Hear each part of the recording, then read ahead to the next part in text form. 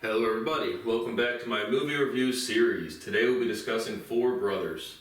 I guess it's spelled with the letters, not the number. But regardless, you know how we do it. I produce a movie review that nobody watches, so I can keep the content rolling, trying to do something. I don't have constitutional rights. All of my property and reputation have been destroyed with crime. There is nothing I can do. I'm the victim of the most prolific crime ever, and blame the victim, push me out of your life, and then just act like I don't exist. And so I'll keep trying to exist in this world with no laws and no rights and no rules and no anything. No decency, no integrity.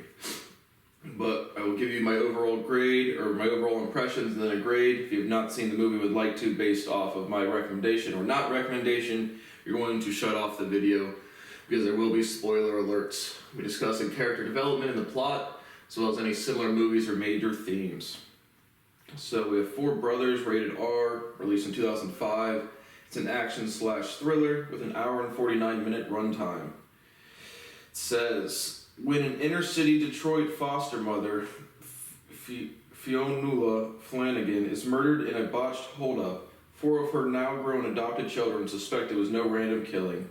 Rising musician Jack, former Marine Angel, hot-headed hockey player Bobby, played by Mark Wahlberg, Angel's played by Tyrese Gibson, and Jack is played by Garrett Hedlund. And settled down husband and father Jeremiah, played by Andre Benjamin, go on the hunt for neighborhood criminal kingpin Victor Sweet, played by Chiwetel Ejiofor, I don't know, while being trailed themselves by the local beat cops. So, budget of $40 million or $30 million, both were listed, and did $92.5 million at the box office. 79% of Google users liked it. 4.5 out of 5 on Vudu, whatever that is. 52% liked it on Rotten Tomatoes, and 6.8, we'll round that up to 6.9 out of 10 at IMDb. So overall, I thought it was gritty. I thought the characterizations were done solid. I've seen this movie several times. But I watched it on, I don't know, Hulu, I think. Hulu with free ads, or Hulu. Let's see what the all watch options are.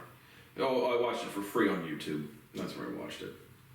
So overall, I thought it was gritty. I thought it was a better action thriller movie. I thought there was good plot development. I thought there was good characterizations.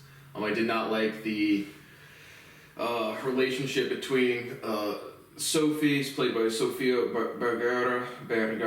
Sorry, I don't know. Who cares? Gives a fuck. Languages just make me get scapegoated, so I'm sorry. I try to pronounce things correctly. But regardless, her relationship with, she's the girlfriend of Jeremiah, or of Angel Mercer, who's Tyrese Gibson. It's really the only off-putting characterizations throughout the movie. But past that, I thoroughly enjoyed it. I think this was one, again, I've seen it several times, so going off my initial watch, I'll give it an A-. I thought it was well done. I liked Bobby Mercer's characterization. I liked pretty much all the characterizations besides the relationship between Angel and Sophie. And so, if you have not watched this movie, I recommend this one. I thought this was a good action thriller for an hour and 50 minutes. So if you've not watched the movie and would like to, you're going to shut off the video now. So the movie opens up, Evelyn Mercer's at this gas station. It gets held up. She kind of like hides behind an aisle, end cap. The robbers steal from the cashier, shoot the cashier. She makes a noise, like gets scared, and they hear it because the robbers don't know somebody else is in there, and then they go and execute her. So that's the opening of the movie. Again, you have the four foster sons, Bobby, Jack, Jeremiah, and Angel. They all come back into town. I guess Bobby hasn't been in town in a while. And this is, again, modern day to the movie, 2005-ish in Detroit, Michigan. And so you have them come back into town. All the brothers kind of, share some memories. They have a little memorial or get-together. You meet Lieutenant Green, who's the local cop that, again, knows them from growing up or whatever, along with Detective Fowler. Those are kind of your major police presences in the movie, and they just, have a cookout, have some memories, and then the party disperses. And so you have the four brothers kind of living back at their foster mother's house, or their childhood home. They're all kind of, Bobby cries a little bit. They're all kind of sad that, nostalgic or reminiscing about their lost guiding mother. And Evelyn Mercer was someone who has done a lot of good for the community of getting foster kids to different homes. And these were the four kids that she couldn't find homes for herself, so she fostered them herself.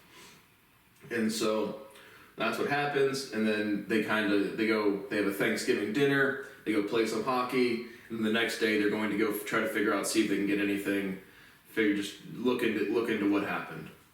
And so they go to this adjacent little, I don't know, pawn shop or convenience store or whatever, and basically review the footage from the killing from the security cameras. And so once they see the security cameras played back, they're very confident it was a hit and not just a random robbery gone wrong. And so Bobby Mercer gets he gets some name of somebody, and he goes, they're kind of young kids, and he goes and like interrogates them. They go and they're having this party or in a trap house or something, and they go in there with guns, stick them up a little bit, and this minor character, says it was a setup, and the dude you're looking for is called Damien, and we'll go from there. And so they leave this kind of like younger kids, I don't know, high schooler areas, and these characters are, 30 to 40-ish. And so once they get that name, a rather unrealistic scene, they go to just like because they realize, they get information that he hangs out by the basketball courts all the time or plays basketball a lot. So they go to the local, I don't know if it's a high school, it doesn't look like a high school, but just like a YMCA or just like a community center. And because it's like older people playing basketball. With Bobby and Angel just go in there, and Bobby just literally walks onto the court and starts waving a gun. So I don't think branding a weapon in a public basketball arena would be too realistic without being arrested like immediately or shot like immediately. But that's what happens. And so when he starts calling out for this dude named Damien, he's the youngest brother, and Jeremiah's the oldest. Jack sees this dude clearly knows what's going on and runs out of the gymnasium. So Jack and Jeremiah kind of stop him. Bobby interrogates him a little bit. Turns out Damien's this minor character's older brother, and they figure out where he's staying from just the address in his wallet. And so Jeremiah's kind of dipping out in between. He's got 2 daughters and he's got a wife. Again, Angel is dating Sophie. Their relationship's pretty off-putting throughout the movie. Definitely a fan of Sofia Vergara, sorry. But just, she's definitely attractive. But regardless, they figure out where Damien's at, and they go wait outside his apartment or his house. And so they see him go up there. There's a chase scene where Damien sees the Mercer brothers coming for him, runs up, gets off on the 6th floor. They chase up the stairs. Bobby pulls a gun on him. Damien sicks some dogs on him, just releases some hounds on him. And so Bobby gets bit up a little bit there, and this dude starts to rappel with a rope down the side of the building. And so Angel catches back up with him. He was a little out of breath running up the stairs, and they have a little quick shootout. The dude's literally rappelling down the wall, and they're sticking their heads out the window, and then they eventually just decide to chop the rope, and the dude falls, and pretty gory injuries. You can see exposed bone injury, dude's broken leg, in kind of this rundown apartment building in Detroit with nobody really around. And so they threaten just to leave him there and let him die there. And then they get a name. I think they get the lawyer's name from here. They just get some councilman. I just have Councilman D. He has a full name in the movie, but I can't read it off the character list. So there's some councilman, somebody involved with politics, local politics. And so they get that name, and at this point, Angel and Sophie are having a fight, and this insurance guy comes along and is like, I need your brother Jeremiah to sign this as soon as possible so we can process the insurance check. So I thought it was well done plot development where it was is Jeremiah, did he have anything set up in the downfall of his mother? You had even seen this movie before, not in a while. I can't remember the entire plot. So Angel's got some interesting, he doesn't immediately share with Bobby. Bobby and Jack are out there doing stuff, and Angel just kind of keeps that to himself. And so they get this name, I don't know if there's a car chase before, if the car chase is before or after, regardless, they go. I think even from Damien, they just get like the actual shooters' names or something. But they go. There's a big car chase. They find these two dudes.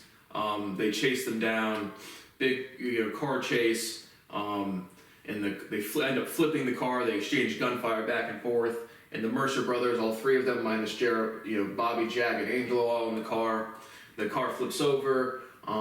They go up to ask them who sent them or what's going on. They refuse them to give them any information, so Bobby and Angel both execute one of the dudes.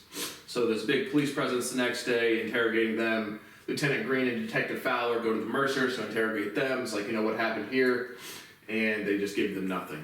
So I'm not exactly sure if that happens before or after when they approach Councilman D. So they just find him in this basement. It's Bobby and Jack. And they pour gas all over his car. And it's like, if you don't give us the names, we're going to light you on fire. At which point you get introduced to Victor Sweet, who's kind of like the big gangbanger presence in the movie. He's got a lot of goons around him. There was one main guy in the first scene you meet him. There's a character, I think it's Gernard Burks, the Evan character, I believe. But basically, he's the kingpin. They're eating dinner, and he's talking, and the dude keeps eating. And it's Victor's restaurant, so it's like, you can eat. And he throws his food on the floor and makes him and his girlfriend or wife eat food off the floor like a dog. So that's when you get introduced to Victor Sweet. And then when they interrogate Councilman D, that's who gives the Mercer brothers the name of Victor Sweet. And so that happens. There's another scene where Victor is, at a house playing cards, and Councilman D comes down, and it's pretty apparent that Victor interrogates him a little bit and learns that the Mercer brothers, he did in fact give the Mercer brothers his information.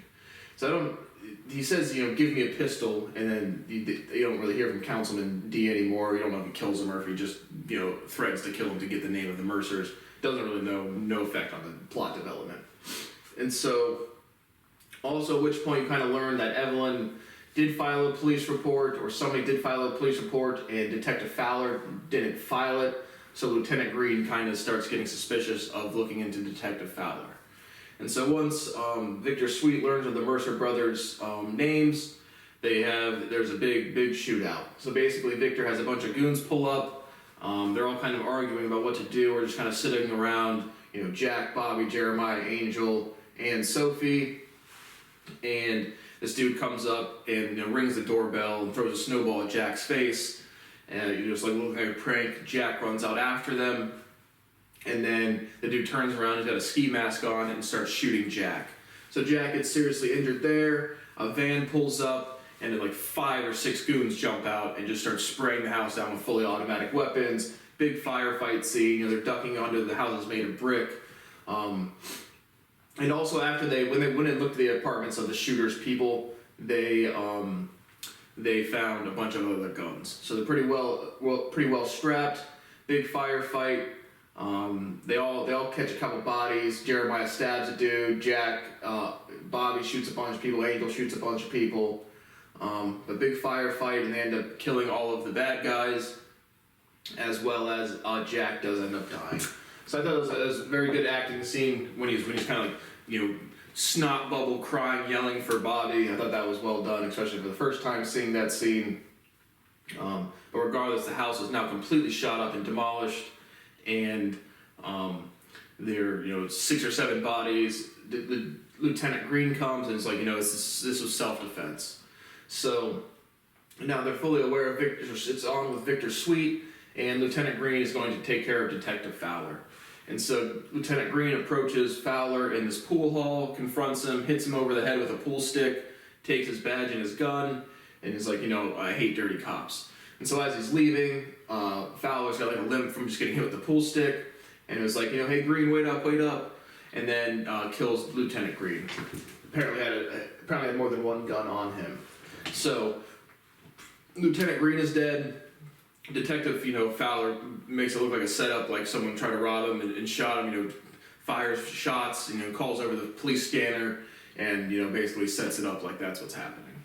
And so then after that, Detective Fowler's at his house, and now they have to make a plan to be able to get Victor Sweet. And so At this point, before this, they confronted Jeremiah about he gets paid out $425,000 ish for the death of his mother, just an insurance policy. And so up to this point, as the first time viewer, you're definitely thinking like maybe he's actually involved. You learn that his businesses aren't being as successful as he would like, or his loans got shut off, and that he had this project plan for manufacturing something, and he lost his permits or something. And so they have a scene where they confront him, and basically he's like, I paid all of Mom's bills, so of course I was making the insurance payments. The reason my business got shut down is because I refused to pay Victor Sweet and Councilman D is clearly a gangster with him.